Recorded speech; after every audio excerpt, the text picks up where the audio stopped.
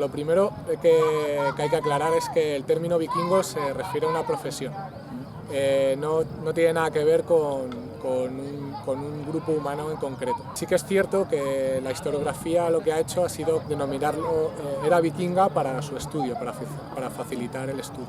El vikingo pues, era una persona de Escandinavia, Dinamarca, Noruega o Suecia, que en invierno trabaja sus cosechas y en verano pues, se embarca con el objetivo de saquear para ganar gloria, para ganar fama, para ganar riquezas, para asentarse en otras tierras con diferentes objetivos. Respecto al término vikingo, bueno, hay que aclarar que en su época no se les llamó vikingos. Vikingos es un nombre que se les da de forma posterior y en la época pues, se les conocía como normandos.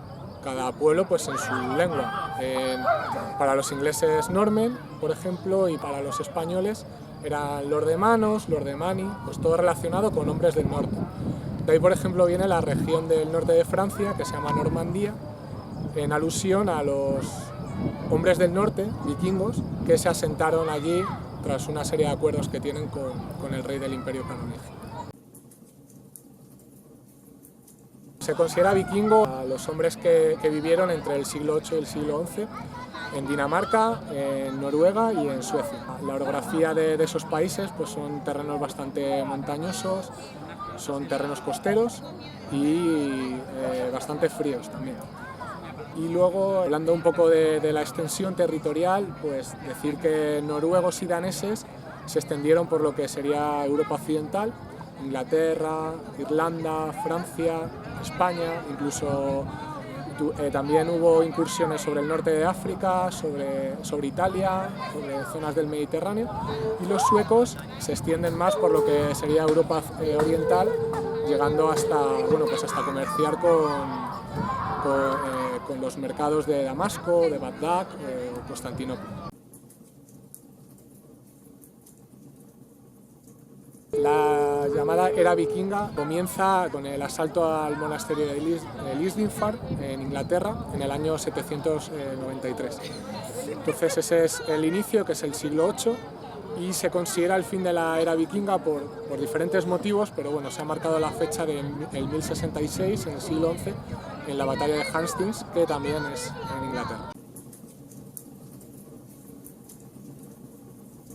Se relacionaron con multitud de pueblos, sobre todo yo destacaría la zona de hoy Gran Bretaña, francos, españoles, musulmanes tanto de los que había aquí en España como de la zona oriental, Damasco, Bagdad, con el Imperio Bizantino, y también fueron unos rivales bastante considerables los eslavos, los que viven en la zona de Báltica, Polonia, lo que hoy es Ucrania, y que ellos llamaban vendos. Dependía tanto de la época del año como de su condición social. En invierno, un vikingo pobre se dedicaría al cultivo de sus cosechas y poco más. Sin embargo, un vikingo de clase alta o un guerrero profesional se encargaría tanto a la recaudación de impuestos de los pueblos que tuvieran sometidos como a entrenar para la guerra. Luego ya en verano, el guerrero profesional o el vikingo rico embarcarían y se dedicarían a sus expediciones de comercio o de saqueo, que muchas veces pues, no estaban tan diferenciadas. Al principio los vikingos eran politeístas. Politeístas se creen en varios dioses. El panteón vikingo se dividía en dos tipos de dioses, estaban los ases y los vanes. Los ases son todos los dioses relacionados con la guerra, con la acción, con el poder, como es Odín, como es Tyr, como es Thor. Y luego los vanes pues son una serie de dioses más relacionados con la fecundidad o con el tema de las cosechas. Pues ahí tenemos a Frey, tenemos a Freya, a Skadi, que es la diosa de la caza. Esta religión nórdica está recogida en las Eddas, que se recogen en el siglo XIII, lo recoge un islandés, Snorri Sturluson, y en la mitología, aparte de estos dioses, pues aparece otra serie de seres, como son pues, elfos, trolls, gigantes, enanos y bueno, luego otra serie de monstruos, los hijos de Loki y demás. Lo que pasa que progresivamente los vikingos encuadrados en el contexto europeo se van cristianizando progresivamente hasta el siglo XI. Bueno, hay multitud de mitos, cada uno tiene una enseñanza porque en realidad los mitos eran una serie de cuentos que explicaban unos comportamientos para la sociedad. Particularmente el mito que más me gusta es el mito de Tyr. Resumiendo, Tyr es el dios que se sacrifica para poder encadenar al lobo Fenrir, ya que estaba creciendo demasiado y los dioses le tenían miedo. Era un lobo gigante, hijo de Loki, y se dejó atar por una cadena mágica que habían construido los enanos a cambio de que uno de los dioses metiera la mano en su boca, para que en caso de ser una trampa, pues comérsela. Y finalmente pues era una trampa, Fenrir quedó atrapado con esa cadena mágica, pero Tyr perdió su mano. Y bueno, como habla del autosacrificio, para mí es uno de los mitos más importantes de la mitología nórdica. Hay que decir que la sociedad vikinga es una sociedad guerrera. Esto quiere decir que la guerra y todo lo que ello conlleva está implícito tanto en la vida pública como en la vida privada. Por ello, pues, todo hombre libre tenía la obligación de defender su tierra y defender a su familia. Además, los valores que promueve este tipo de sociedad pues, son valores castrenses, ya sea la valentía, la camaradería, el sacrificio y por encima de todo está el honor. Esto se refleja muy bien en cuanto a la veneración que tienen por los héroes de su pueblo, la veneración que tienen por sus caídos, cuando erigen las piedras rúnicas en honor de aquellos que han muerto en combate. Los vikingos que mueren en combate van al Valhalla, o al Salón de Freya también, pero bueno, al Valhalla. Y los que mueren por enfermedad o de vejez o por otra serie de circunstancias, pues van a otros mundos que, sin ser el infierno cristiano, pues bueno, no son tan divertidos como el Valhalla. El simbolismo del barco para el mundo vikingo es muy importante. Esto se ve, bueno, aparte de que era una sociedad que vivía en unión con el mar, las casas, por ejemplo, estaban construidas siguiendo la forma de un barco colocado al revés. Se llaman longhouse, son casas alargadas y que en los lados cortos se estrechan. Los jefes, una vez que habían muerto, los montaban en un barco con parte de su ajuar, con alguno de sus esclavos y los quemaban. Y si no, los vikingos más pobres, pues los enterramientos eran en tierra, pero con forma también de barco. Entonces el barco es una pieza fundamental para entender la sociedad vikinga. Las casas estaban construidas sobre todo de madera y de adobe, con un techo de paja, tenían 3 partes, una gran sala central donde se hacía la vida familiar con la hoguera en el centro, donde se comía, donde por las noches, pues como no había televisión, pues se contaban historias de héroes caídos, de mitología, y luego pues había otras dependencias destinadas al almacenamiento de víveres, a los talleres para el trabajo del cuero o de la madera, y destaca lo que es la casa comunal, que es la casa del jefe, es la casa también de su guardia personal de guerreros, y también es el sitio donde se reúne lo que es el pueblo. Se podían celebrar reuniones, banquetes, pero lo que son las asambleas, que se conocían como Thing, solían ser al aire libre, solía ser en un sitio determinado por un árbol muy característico, y bueno, pues ahí se dirimían los hombres libres, era una especie de democracia, pero tenías que tener una serie de condiciones para poder votar. Ahí donde se discutían pues, los asuntos relacionados con la comunidad. El tipo de vestimenta que llevaba un vikingo determinaba su rango social. Normalmente la ropa estaba hecha de lino o de lana, las clases pudientes también llevarían algodón o seda. Y bueno, pues el tipo de vestimenta pues sería una túnica de manga larga hasta por encima de las rodillas, un pantalón ya sea del modelo Tosberg, que es un pantalón de corte recto, un pantalón bombacho más de corte oriental, El calzado solía ser de cuero, también usaban por el tema del frío y de la nieve zuecos de madera. Y la capucha, el gorro de tipo frigio. Otra historia serían los materiales y los tintes.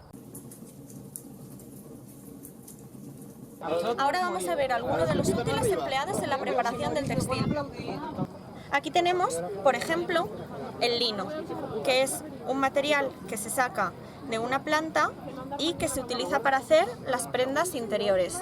Tiene propiedades antibacterianas, por lo cual se puede lavar con más facilidad, no retiene más el sudor y hace que las prendas exteriores no se manchen tanto y no haya que lavarlas con tanta frecuencia. El material más habitual para la analización de las prendas exteriores es la lana. Esto es una lana ya peinada, para la cual hemos empleado estos peines de aquí. Colocamos el copo de lana en el peine y procuramos que todas las fibras queden en la misma dirección para facilitar su hilado. El hilado se realizaría con esta herramienta. Antes de la invención de los tornos de hilar, utilizábamos este palito con piedra, llamado huso.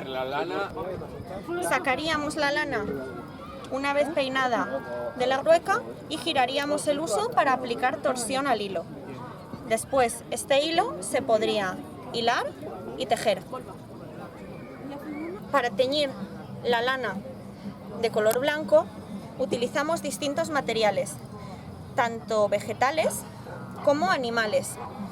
Por ejemplo, la cochinilla, que es un parásito del roble, o el murex, que daba uno de los tintes más valiosos de la historia, llamado púrpura de Tiro. Los materiales vegetales eran los más fáciles de encontrar, aunque podrían ser importados y eso hacía que fuesen más caros.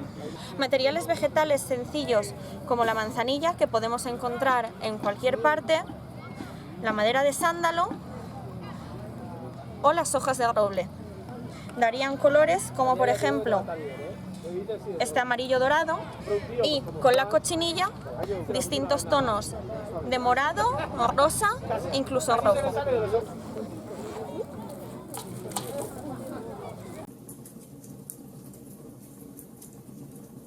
El 80% de un ejército vikingo estaría formado por gente pobre. Su equipamiento sería bastante básico. Sería las ropas que llevara comúnmente, un escudo y una lanza o un hacha, lo que serían armas que también pudieran ser herramientas en su día a día.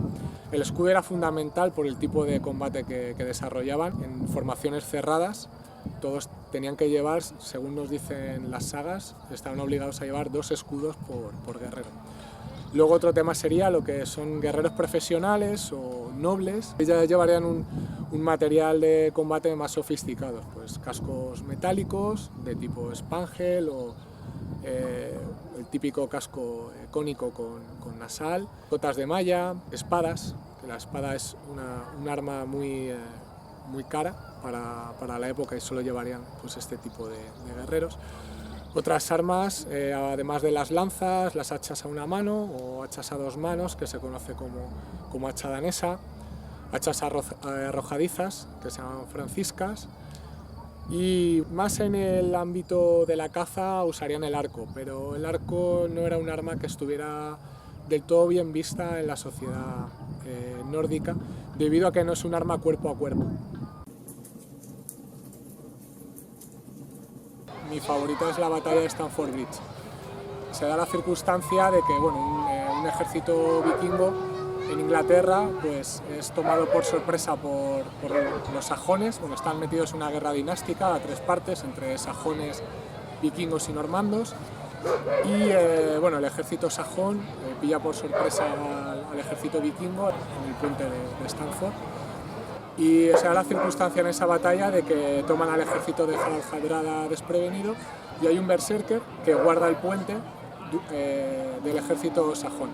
Entonces los sajones intentan cruzar el puente y es un berserker el que les detiene constantemente, provocándoles grandes bajas. Todo esto según las crónicas anglosajonas, que son las crónicas de enemigas, ¿no? Hasta que, bueno, finalmente pues hay uno de los sajones que se infiltra debajo del puente y con una lanza pues le ataca desde abajo y consigue matarlo.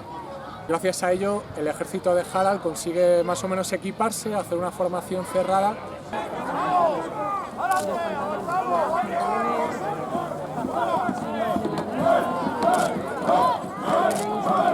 Y resistir al ejército sajón.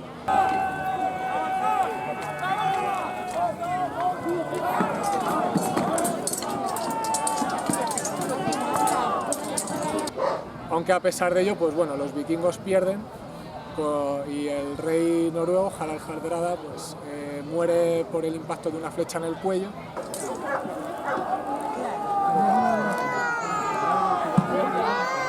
Y según las crónicas, pues dijo aquella frase famosa antes de morir de esta flechita qué pequeña es, pero que bien hace su trabajo.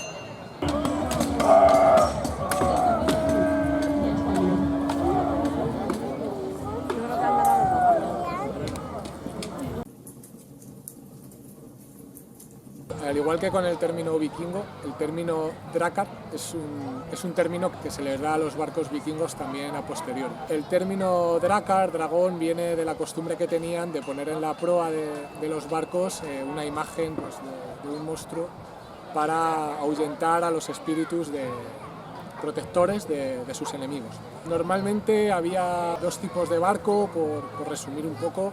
Estaba el lasskip, que es el barco de guerra, de poco peso, poco calado, hecho de madera, que servía tanto para ir por mar abierto como recorrer ríos. Y ahí, pues bueno, ese tipo de barco les dio una ventaja táctica de llegar a sitios donde el enemigo no se lo esperaba. Y luego había otro tipo de embarcaciones, el llamado Nor, que bueno, pues era un barco más ya de transporte de mercancías, porque no hay que olvidar que los vikingos eran guerreros, pero también fueron grandes comerciantes y grandes viajeros. Los vikingos de clase baja normalmente tenían poco tiempo libre porque pues, llevar una granja, una hacienda y demás pues, requiere mucho trabajo. La madera.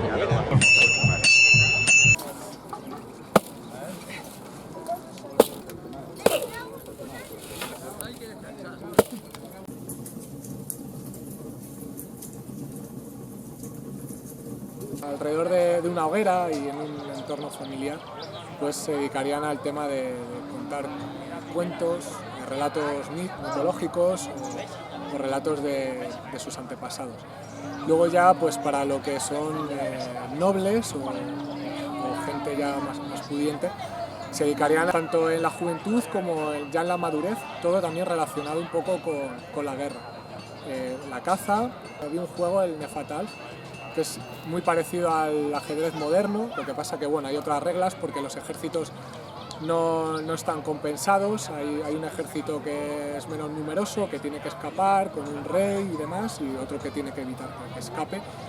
Luego había otro juego que es parecido a la petanca actual, que era con unos postes de madera, que se llama Cup, y valoraban mucho el tema de la poesía, eran muy valorados los escaldos por las historias que contaban, y poco más.